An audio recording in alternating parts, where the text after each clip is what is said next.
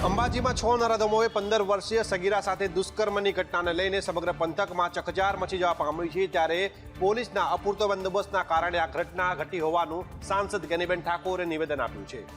અંબાજીમાં 15 વર્ષીય સગીરા ગબ્બર નજીક સંબંધીના ઘરે જતી હતી ત્યારે ઓળખીતા શખ્સ દ્વારા તેને બાઇક ઉપર લઈ જવામાં આવી હતી। ત્યારબાદ 6 શખ્સોએ સાથે મળીને તેના ઉપર પાશવી બળાત્કાર ગુજાર્યો હતો અને આ ઘટનાને લઈને સાંસદ ગેનીબેને પોલીસ તંત્ર અને રાજ્ય સરકાર પર આકરા પ્રહાર કર્યા છે। પોલીસનો કે સરકારનો કોઈ ભય રહ્યો નથી। રાજ્યના ગૃહમંત્રી અત્યારે ગામડે ગામડે ચૂંટણી પ્રચાર કરીને ભાજપ જીતાડવાના પ્રયત્નો કરે છે। જો એટલા જ પ્રયત્નો એમણે કાયદો વ્યવસ્થા જાળવવા માટે કર્યા હોત અને બંદોબસ્ત ફૂલ રાખ્યો હોત તો કદાચ આ દીકરી ઉપર આ ઘટના ન બની હોત। ગેનીબેન ઠાકોરે પોલીસની સાથે રાજ્ય સરકાર ઉપર પણ આકરા પ્રહાર કર્યા હતા। તેમણે કહ્યું હતું કે રાજ્ય સરકાર કાયદો અને વ્યવસ્થા જાળવવામાં નિષ્ફળ નીવડી છે। લેભાગુ શૈક્ષણિક સંસ્થાઓને લઈને ખુદ શિક્ષણ મંત્રી જ અંધારામાં રહ્યા અને તે શિક્ષણ મંત્રીના નિવેદન પરથી જ સાબિત થઈ ગયું। શિક્ષણમાં ક્યાંય કોઈ નકલી ખેલ ન થાય તે જોવાની જવાબદારી જેના માથે હોય તે શિક્ષણ મંત્રી કુબેર ડિંડરનું જ બેજવાબદાર નિવેદન સામે આવ્યું છે। એમાં સુરત છે, તાપી છે, નર્મદા છે, કર્ણાટક, બેંગ્લોર રાજ્યની સંસ્થાઓ છે જે કેટલીક વિદ્યાર્થીઓ મેં એડમિશન લીધા હતા અને અમને પછી ફ્રી શિપ કાર્ડ માટે અમારી પાસે ત્યારે અમને ધ્યાન પર આવ્યું એટલે અમે એનું ચેક કરતાં ખબર પડી કે આ રજીસ્ટ્રેશન થયેલી સંસ્થા નથી। એટલે એવી સંસ્થાઓ બીજી પણ અમારા ધ્યાન પર આવશે એટલે અમારા વિદ્યાર્થીઓને પણ અમે જાગૃત કરીએ છીએ કે જે સંસ્થાનું આમ શિક્ષણ મંત્રી કુબેર ડિંડોરે દીપક ગોહિલ ચેરિટેબલ ટ્રસ્ટનું સુરતનું કમલા મેડિકલ સેન્ટર લેભાગુ હોવાનો સ્વીકાર કર્યો હતો। ગિરનારની લીલી પરિક્રમા આવતીકાલથી શરૂ થઈ રહી છે, પણ એ પહેલા મહેશગીરી બાપુએ આપેલા નિવેદને ચર્ચા જગાડી છે, જેને અન્ય સાધુ સંતોએ પણ સમર્થન આપ્યું। પ્રકૃતિનું સાનિધ્ય અને આસ્થાનો સંગમ એટલે લીલી પરિક્રમા। ગિરનારની લીલી પરિક્રમા કારતક સુદ 11થી પૂનમ સુધી ચાલે છે। આ વખતે આ પરિક્રમાને લઈને મહેશગીરી બાપુએ ચોંકાવનારું નિવેદન આપ્યું છે।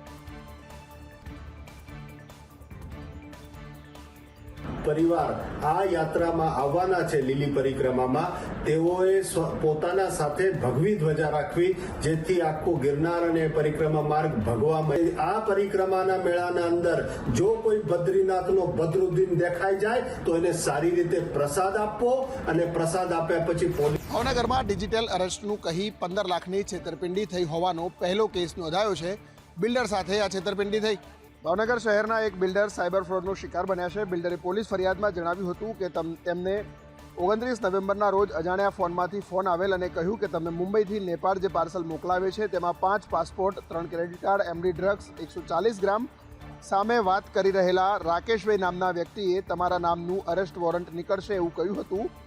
તેમ કહી આઈપીએસ અધિકારીની ઓળખ આપી અને તમારા વિરુદ્ધ ગુનો દાખલ થશે તેવી ધમકી આપી હતી। તેમજ સિક્યુરિટી ડિપોઝિટ તરીકે 15 લાખ રૂપિયા મયુરભાઈ પાસેથી ટ્રાન્સફર કરાવી લીધા હતા। બિલ્ડરને સાયબર ફ્રોડ હોવાની શંકા જતાં અજાણ્યા શખ્સ વિરુદ્ધ ભાવનગર સાયબર ક્રાઇમ પોલીસમાં ફરિયાદ નોંધાઈ છે। છેલ્લા ઘણા સમયથી સાયબર ક્રાઇમની ઘટનાઓ વધી રહી છે અને એમાં પણ ડિજિટલ અરેસ્ટના કેસો સતત વધી રહ્યા હોય એ પ્રકારે સ્થિતિ સામે આવી। સુરતમાં સ્પા અગ્નિકાંડ મામલે તંત્રની ઢીલી નીતિ સામે આવી રહી છે। પોલીસ છાવરી રહી છે, સાથે મનપા પણ આરોપીઓને છાવરી રહી છે। સુરતના સિટીલાઇટ વિસ્તારમાં શિવ પૂજા અગ્નિકાંડ પ્રકરણમાં તંત્ર આરોપીઓને છાવરી રહ્યું હોય તેવું જણાઈ રહ્યું છે। તેમ છતાં મૃતકોને અન્યાયને બદલે આરોપીઓને બચાવવામાં આવી રહ્યા છે। સુરત મ્યુનિસિપલ કોર્પોરેશન, ફાયર વિભાગ તેમજ પોલીસ તંત્રની કામગીરી પણ શંકાના ઘેરામાં છે।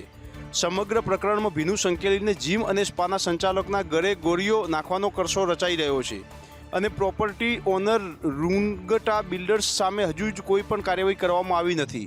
આ મામલે જીમ સંચાલક વસીમ રઉફ ચૌહાણ અને શાહનવાજ હારૂફ મિસ્ત્રીને આરોપી બનાવવામાં આવ્યા છે।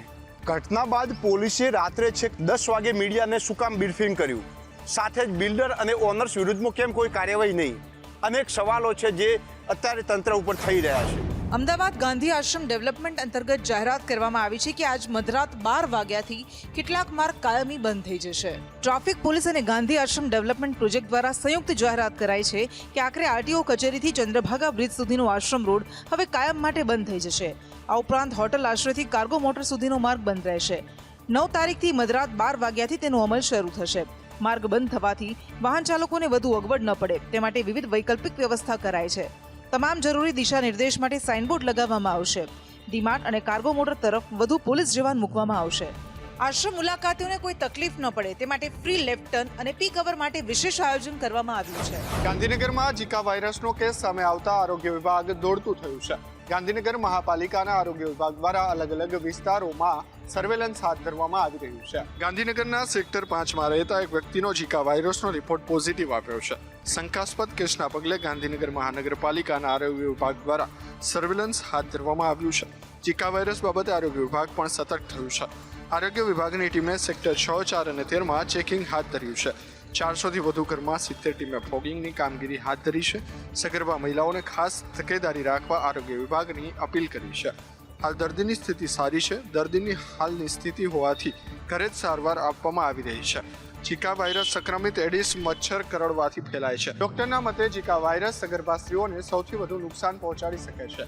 આથી ઝીકા વાયરસના કારણે સાવધાની રાખવી ખૂબ જ જરૂરી છે. લક્ષણો દેખાય તો તરત જ રિપોર્ટ કરવો જોઈએ. આણંદના ખંભાતના ચકડોળ ગ્રાઉન્ડ ખાતે મંજૂરી વગર જ મેળો યોજવામાં આવ્યો હતો. મંજૂરી વગર ધમધમતા આ મેળામાં 2 વ્યક્તિઓના મોત નીપજ્યા છે. રાજકોટની ઘટના બાદ પણ તંત્રની ગંભીર બેદરકારી સામે આવી છે. રાજકોટ અગ્નિકાંડ બાદ પણ રાજ્યમાં વહીવટનો ખેલ ઉગાડો પડ્યો હોય તેવું ખંભાતમાં સામે આવ્યું છે. તંત્રની બેદરકારીથી મંજૂરી વિના ધમધમતા મોતના મેળામાં તેરી બી ચૂપ મેરી બી ચૂપ જેવી સ્થિતિમાં 2 લોકોના મોત થયા છે. માર્ગ અને મકાન વિભાગ, ફાયર એનઓસી, પ્રાંત પાલિકા, પોલીસની મંજૂરી વગર મોતનો મેળો 10 દિવસથી ધમધમી રહ્યો હતો. મહત્વનું છે કે જ્યારે આવી દુર્ઘટના બને એટલે સત્તાધીશો જાગતા નથી પરંતુ જાગવાનો ડોળ કરે છે. તે સૌથી વધુ ખતરનાક છે. મહત્વનું છે કે મેળો ચાલુ કરતા પહેલા અલગ અલગ પ્રકારની મંજૂરી લેવી પડતી હોય છે, પરંતુ આ મેળો શરૂ કરતા પહેલા કોઈ પણ પ્રકારની મંજૂરી લેવામાં આવી નહોતી. જામનગરમાં રોગચાળાએ માથું ઉચક્યું છે અને ઘરે ઘરે પથરાયા છે બીમારીના ખાટલા. ખાસ કરીને મચ્છરજન્ય એટલે કે ડેન્ગ્યુના કેસમાં સતત વધારો નોંધાઈ રહ્યો છે. જામનગર સહિત સમગ્ર હાલારમાં ડેન્ગ્યુનો ડંખ હજુ પણ દર્દીઓને સતાવી રહ્યો છે. વાયરલ ઇન્ફેક્શન અને તાવના કેસ વધી રહ્યા છે. જામનગરની જીજી હોસ્પિટલમાં ચાલુ માસમાં ડેન્ગ્યુના 160 જેટલા દર્દીઓ નોંધાયા છે અને 200 જેટલા દર્દીઓ સારવાર લઈ હોસ્પિટલમાંથી રજા લઈ પરત ફર્યા છે. આ સાથે જ ગામડાઓમાં તાવ, શરદી, ઉધરસના કેસો ચિંતાજનક રીતે વધી રહ્યા છે. રોગચાળાએ માથું ઉચકતા આરોગ્ય વિભાગ એક્શનમાં આવ્યું છે અને 211 ટીમની રચના કરીને ડોર ટુ ડોર સર્વેની કામગીરી શરૂ કરાઈ છે. રોગચાળાને કાબૂમાં લેવા માટે ફોગિંગ, દવા, પાવડરનો છંટકાવ જેવી કામગીરી કરવામાં આવી રહી છે. આ ઉપરાંત પાણીની ટાંકીમાં ક્લોરિનેશનની કામગીરી પણ હાથ ધરાઈ છે. સુરત જિલ્લાના માંડવીના મુજલાવ ગામે રાત્રિના સમયે દીપડો આવી ચડ્યો હતો. ગામમાં દીપડાના આટાફેરાને લઈને ગામના લોકોમાં ભયનો માહોલ ફેલાયો છે. મુજલાવ ગામે મકાનના કમ્પાઉન્ડમાં દીપડાના આટાફેરા સીસીટીવી કેમેરામાં કેદ થયા છે. બીજી તરફ આ સમગ્ર મામલે વન વિભાગને પણ જાણ કરવામાં આવી છે.